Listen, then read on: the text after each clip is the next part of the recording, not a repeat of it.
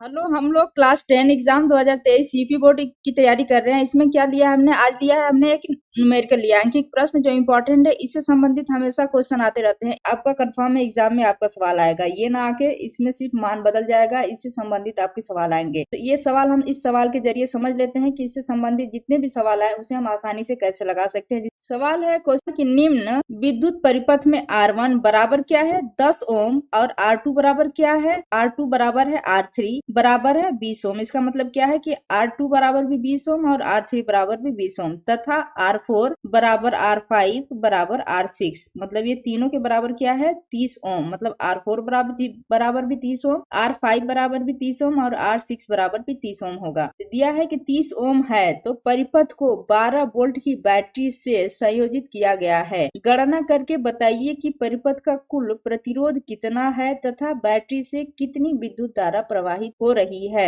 हमें बताना क्या है, इसमें परिपथ का कुल प्रतिरोध बताना है। क्या बताना है आपको? कुल प्रतिरोध परिपथ का, और बैटरी से कितनी विद्युत धारा प्रवाहित होती है, मतलब विद्युत धारा का मान बताना है। इसका मतलब क्या है, आर बताना है और आई का मान निकालना है हमें। और देखिए फिगर दिया है, देख रहे हैं आप फिगर, ये दिया है आपका प्रतिरोध यहाँ R1 है, फिर उसके बाद ये R2 R3 दिया है, फिर इसके बाद ये R4, ये बीच का जो है ये R5 है और नीचे जो है ये R6 है। इसी का मान यहाँ पे दिया है 10 ओम 20 ओम और 30 ओम करके, इसी का मान दिया है। और ये आपका धारा है अमीटर, और ये बैटरी लगी है। बैटरी कितनी की है? 12 वोल्ट की बैटरी है और ये कुंजी दिया है। ऐसे सवाल को लगाने से पहले हमें क्या जानना होगा कि प्रतिरोधों का संयोजन कैसे होता है, क्योंकि इसमें कितने सारे प्रतिरोध है, 6 प्रतिरोध है। इसका संयोजन होकर एक प्रतिरोध बनेगा, तो इसका संयोजन होता कैसे है? तो प्रतिरोधों का संयोजन हम जान लेते हैं। तो प्रतिरोधों का जो संयोजन होता है ये दो प्रकार से होता है। कितने प्रकार से? दो प्रकार से होते हैं। पहला है श्रेणी क्रम और दूसरा है समानांतर क्रम। जो श्रेणी क्रम होता है, देखिए ये है, आप देखिए पहला जो है श्रेणी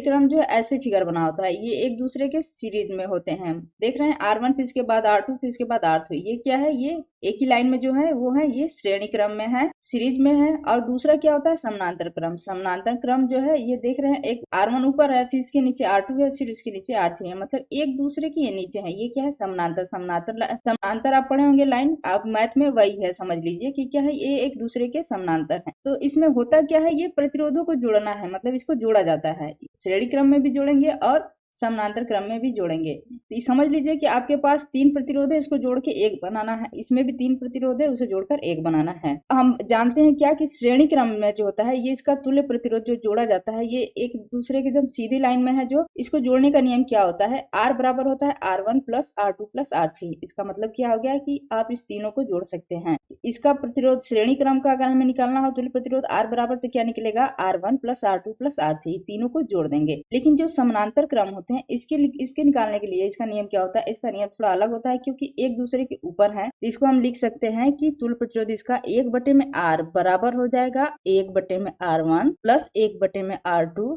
प्लस 1 बटे में R3। इसको हम ऐसे जोड़ेंगे।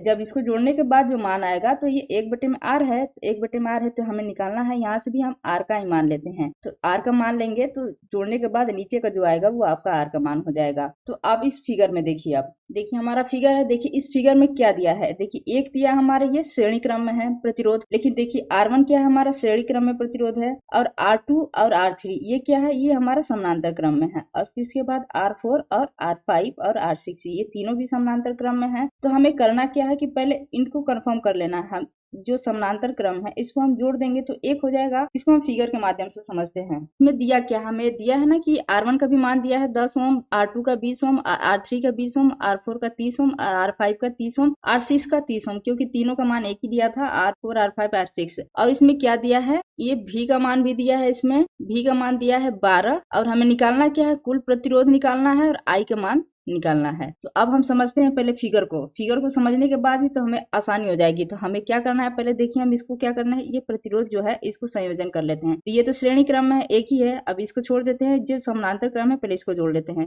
तो देखिए हमारा ये फिगर जो है, देखिए फिगर जो है हमारा ऐसे है आपका। इसके बाद ये जो है समानांतर क्रम में है, दो प्रतिरोध R2 और ये R3 ये R1 है।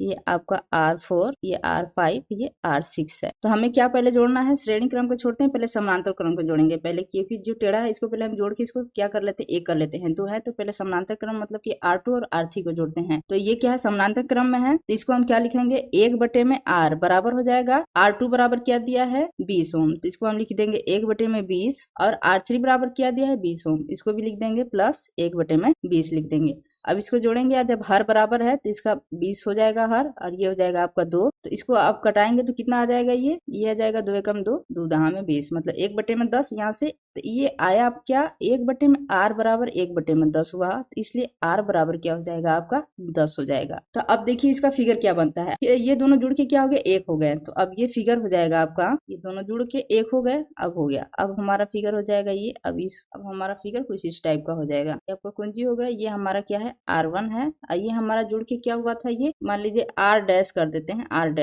डैश कर देते हैं, इसका मान लीजिए ये R बराबर, इसको हम मान लेते हैं R डैश, तो R डैश बराबर कितना आ गया, तो हम कह सकते हैं R डैश बराबर आ गया 10। अब इसका मान भी आ गया हमें, ये R1 हो गया, ये R डैश हो गया। अब हमारे पास क्या बचा है, ये बचा है R4, R5 और R6। अब क्या करते हैं, इसको भी हम हल कर लेते हैं, तो ये भी क्या है, ये भी समानांतर क्रम में है, इसको हल करेंगे तो इसको हम कैसे करेंगे, तो इसको हम कर सकते हैं, ये भी समानांतर क्रम है, इसलिए इसको भी हम ऐसे ही जोड़ेंगे, तो 1/R बराबर हो जाएगा 1/R4 plus 1/R5 plus 1/R6। तो हमें पता है, इसका मान हम रख लेते हैं, तो R4 बराबर कितना दिया है, R4 बराबर भी 30 ओम, तो 1/30, फिर प्लस 1/R5 बराबर भी 30 दिया है, फिर प्लस 1/R6 बराबर भी 30 दिया है। ठीक, तो अब तीनों का जो है हर समान है, तो तीनों का जो है 30 हो जाएगा हर, और ऊपर का अंश जोड़ देंगे तो ये कितना हो जाएगा 3 हो जाएगा, 3/30 हो गया, तब इसको हम कटा देंगे तो कितना आ जाएगा 3 एकम 3, 3 दहा में 30, 1/10 आ गया। तो ये 1/R का मान भी क्या आ गया 1/10, तो यहाँ से हम R बराबर क्या हो जाएगा 10 हो जाएगा। तो इसका भी मान, तो इसे हम मान लेते हैं R डबल डैश कर लेते हैं,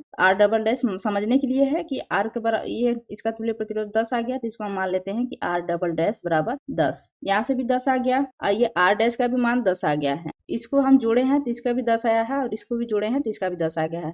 तो अब फिगर हमारा क्या बनेगा, फिगर बन जाएगा ऐसे, देखिए ये एक, इसको जोड़ दिए तो ये R डैश हो गया, फिर इसको जोड़ देंगे तो ये हो जाएगा। अब हमारा फिगर क्या बना, ऐसे बन गया, ये बैटरी है, तो ये हमारा क्या है, ये R1 है, और इसको जोड़ने के बाद हमने इसे क्या मान लिया, R डैश मान लिया, इसे क्या मान लिया, R डबल डैश मान लिया, ये हो गया। अब हमारा ये R1 का मान कितना है 10 ओम, तो यहाँ हम कह सकते हैं कि अब हम इसको जोड़ लेते हैं, अब यहाँ से अब हम इसको जोड़ लेते हैं। अब इसको हम कैसे हल करेंगे, तो अब क्या हो गया, ये तीनों अब क्या हो गए श्रेणी क्रम में आ गए।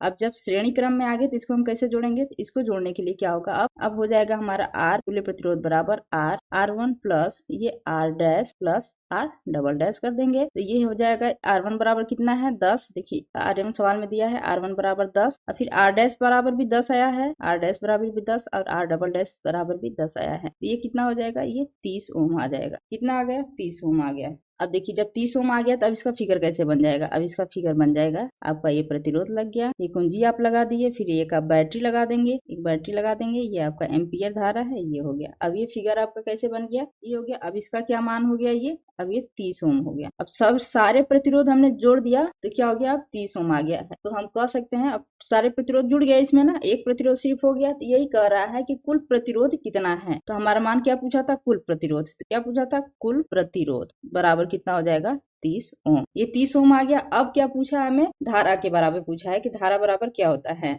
I बराबर, हमें पता है कि प्रतिरोध R बराबर होता है V बटे में I, तो यह यहाँ से भी ले सकते हैं, या I बराबर होगा आपका V बटे में R। अब इस पे हम मान रख देते हैं, V बराबर कितना दिया है 12 वोल्ट दिया है, सवाल में कितना दिया है V बराबर 12 वोल्ट, 12 वोल्ट की बैटरी है, तो यहाँ पे हम कह सकते हैं 12। कुल प्रतिरोध कितना आया है, जोड़ने के बाद अब सारा प्रतिरोध हो गया, तो हमारा कुल प्रतिरोध कितना आया है 30, तो हम इसको कह सकते हैं 30। अब इसे भाग देंगे हम, तो कितना आ जाएगा 0.4 एम्पियर। I बराबर कितना आ गया 0.4 ampere. Thank you for watching, please like and subscribe my channel.